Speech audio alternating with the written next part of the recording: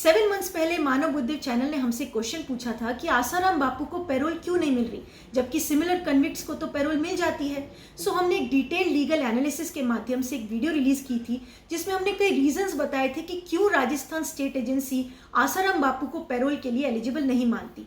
उसमें सबसे बड़ा एक रीजन था रूल 1 सब section 3 of new parole rules 2021 of Rajasthan.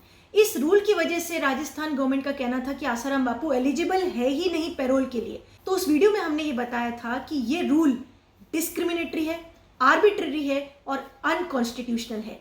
इसीलिए इस रूल को पहले चैलेंज करना चाहिए, इस रूल पर आर्ग्यू करना चाहिए। जब तक ये रूल स्ट्रक डाउन नहीं होता तब तक आसाराम बापू को पैरोल नहीं मिल सकती है। तो सबसे पहले देख लेते हैं ये रूल क्या कहता है और हमने उस वीडियो में उस समय क्या कहा था।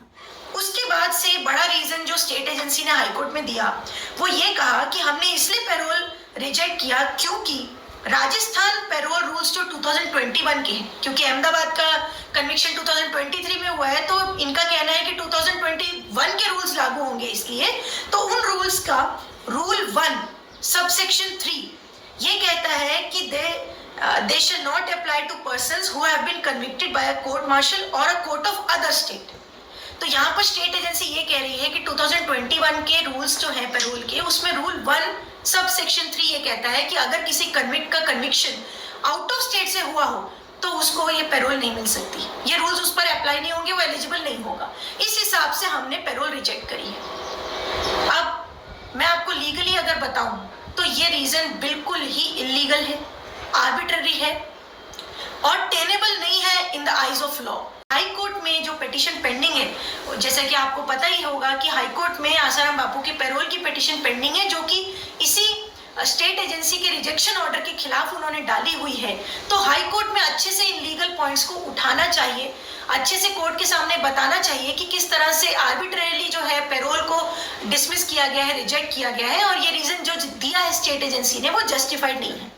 सो राजस्थान हाईकोर्ट में जब ये पैरोल आर्ग्यू हो रही थी तो सीनियर एडवोकेट विकास बालिया जी ने काफ़ी अच्छे आर्ग्यूमेंट्स की थी और इस रूल के बारे में भी आर्ग्यू किया था।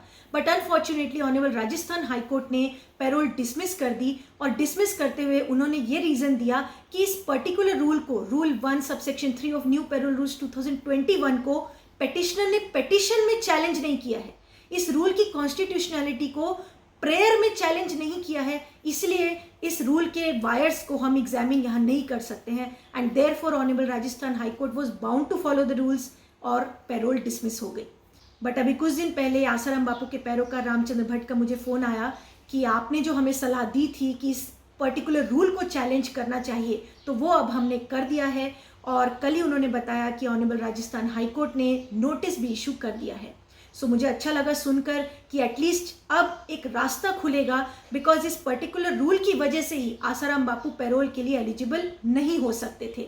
और ये रूल अनकॉन्स्टिट्यूशनल है बिकॉज ये प्रिजनर्स के बीच में डिस्क्रिमिनेशन करता है। बिकॉज राजस्थान की जेल में जो भी प्रिजनर्स हैं और वो पैरोल के क्राइटेरिया को फुलफिल करते हैं, बट अगर कोई आउट ऑफ स्टेट से कन्विक्टेड है तो वो पैरोल के लिए एलिजिबल ही नहीं होगा, इवन इफ वो बाकी सारे क्राइटेरिया फुलफिल कर रहा हो। तो ये प्रिजनर्स के बीच में डिस्क्रिमिनेशन होता है और ये कॉन्स्टिट्यूशन के राइट टू इक्वालिटी को डायरेक्टली वायलेट करता है।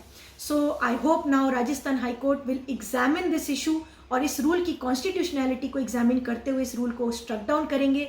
And not just Asaram Bapu, बल्कि बहुत सारे प्रिजनर्स जो कि राजस्थान की जेल्स में बंद है और उनके भी केस में अगर इस तरह से आउट ऑफ स्टेट से कन्विक्शन हुई होगी तो उनके भी कॉन्स्टिट्यूशनल राइट्स अपहेल्ड होंगे और उनको भी पैरोल का रास्ता खुल पाएगा।